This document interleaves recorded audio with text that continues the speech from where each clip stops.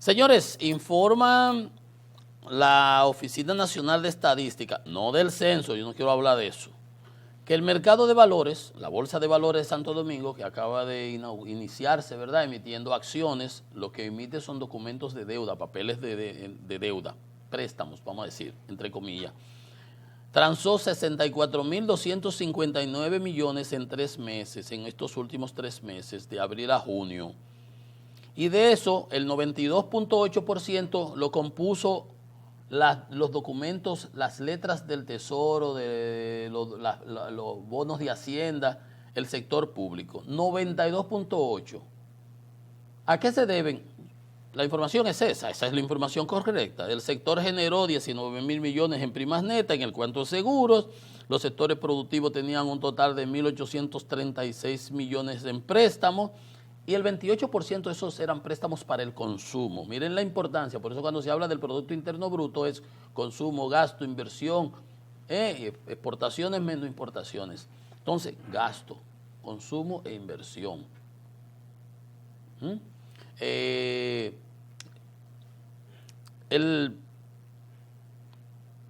Por eso el consumo. En Estados Unidos 2/3 partes lo representa es el consumo.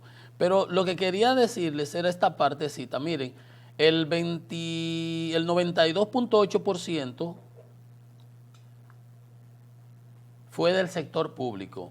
Esos son las letras del Tesoro. Yo les muestro aquí a cada rato cuando me llegan las propuestas que emite las letras del Banco Central, porque el banco tiene que retirar dinero de circulación porque el déficit cuasi fiscal, que estaba en 17.000 millones de dólares, debe estar como por 18.000, ¿verdad? Eso paga intereses.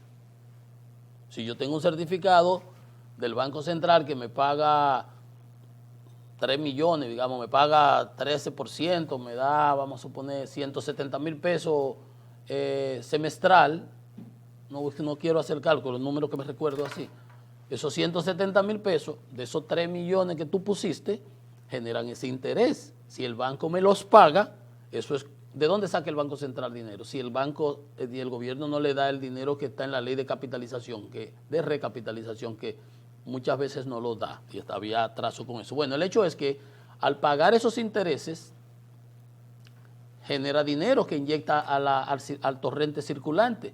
Pero ¿qué estaba haciendo el banco en estos días? Retirando dinero de circulación y aumentando la tasa de interés. Entonces, por ese dinero que paga de intereses, tiene que salir a recoger dinero y emite esas letras a buenas tasas, y eso le va generando cada día más un gasto. Entonces, fíjense ustedes como el 92.8% de esos 64.000 millones que se cotizan son del sector público, Por otro lado, veíamos, ¿verdad?, como el consumo era el 28% de todo eso, que los préstamos, los sectores productivos, 1.836 millones, y de eso el 28% era para consumo, para manufactura 5.5, para la construcción 102.000 millones de pesos, 15.6. Pero fíjense ustedes, 15.6, pero para compra de vehículos, el 16% de la cartera de vehículos. La de vehículos nuevos aumentó 45.5 y la de los usados a 24.1. De abril del año pasado a abril de este año. Fíjense cómo subió. El año pasado, antes de abril, estaba en 3.8 y subió a 16. 62.960 millones de pesos prestados para consumo. Los bancos de ahorros y créditos son los que financian fundamentalmente los préstamos de vehículos usados. Y los bancos grandes, los bancos más grandes han optado por financiar vehículos nuevos, vehículos híbridos, eléctricos, etcétera, etcétera. Tienen mayor calidad esos créditos. Bueno, las tasas para los consumos personales, la cartera de crédito ascendía. ¿Recuerdan que dijimos que para consumo eran de los 1.800 tantos millones, era un 28%? Bien, la cartera de crédito, ya de préstamo de los bancos, aquí de ese sector productivo, a todo el mundo, ascendía a 392.000 millones de pesos, abril de este 2023, abril, hace unos 3 meses atrás, 392.000 millones de pesos, a una tasa promedio ponderada de 19.99. 19.99 será básicamente casi 20%. Para comercio, eso eran los préstamos de consumo, los de vehículos y eso. Para comercio, de 14.65 y para hipotecaria de 12.17. Para que ustedes vean cómo están los porcentajes de las tasas. Cuando se habla de promedio ponderada, lo que significa es que eso es en función de o sea, un préstamo que yo cogí de 2 millones, me lo prestaron a 20, pero Manolo cogió un préstamo de 10 millones, se lo prestaron a 15. Cuando yo sumo 20 y 10,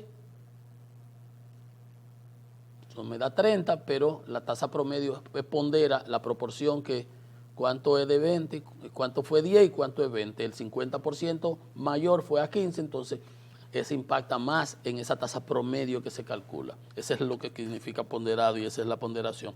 Lo importante de todo esto es que el sistema financiero funciona, la bolsa de valores está haciendo su papel, el Banco Central está esterilizando, está recogiendo dinero y trata de mantener la estabilidad macroeconómica, aunque la tasa de cambio los otros días, cuando la Federal Reserve sube su tasa, el banco tiene que frizar, empezó a subir un poco y por ejemplo en la tasa que usó para los 600 millones que se financiaron en esta semana, que se mantuvo fijo el combustible, la tasa que se usó del Banco Central fue de 56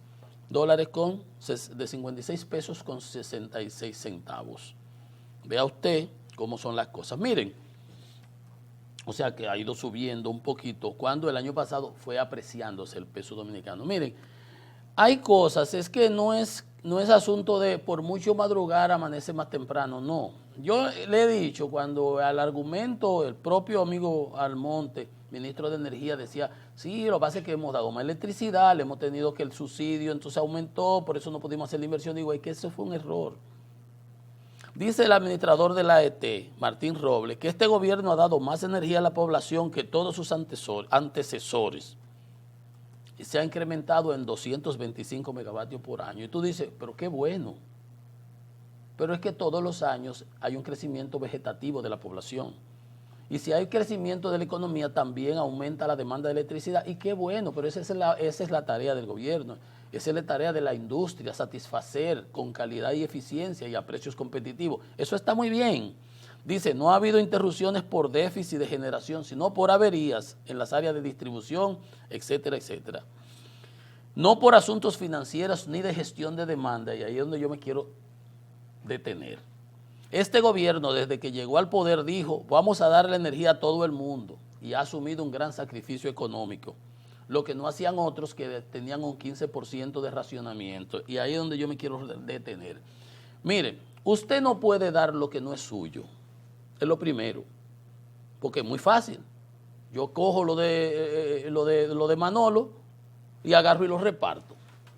Usted no le puede dar luz a todo el mundo porque no todo el mundo la paga. O sea, le puede dar, ¿verdad?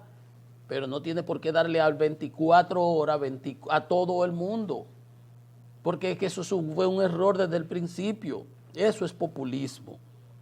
Usted no puede dar lo que no es suyo. Esa luz se paga con los dineros que nosotros ponemos de los que pagamos de impuestos, porque es subsidio a las distribuidoras, que no cumplen su papel. Entonces, lo que debió haberse hecho era mandar señales para que esas gente que pagan cero, que se roban la luz, sean incorporadas y que el que pide un contador se le ponga. Primero, entonces, tener contadores disponibles, de la manera que fuese.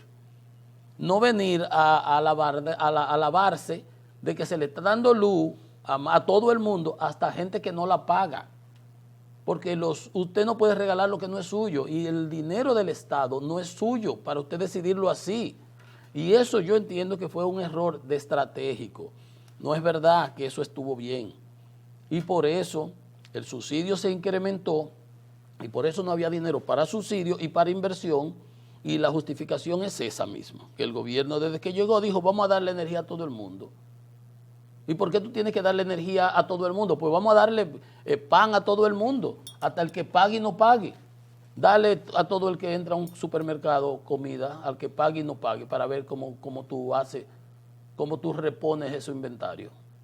Es simple, muy simple. Indiscutiblemente que el haber cambiado y ese plan de 24 horas tenía un sentido, ya yo lo he explicado aquí, se hizo durante mi gestión. Buscaba que las distribuidoras fueran eficientes y que la población que no recibía 24 horas se fuera incorporando paulatinamente. Eso es un error y yo lo he demostrado y lo puedo demostrar con números y cifras y los hechos están ahí. Lo malo es la politiquería y eso es parte de la politiquería y ahí fue un error. Dejémoslo de ese tamaño. Vamos a hacer otra pausa. Estamos en Economía de Mercado, venimos en breve con más.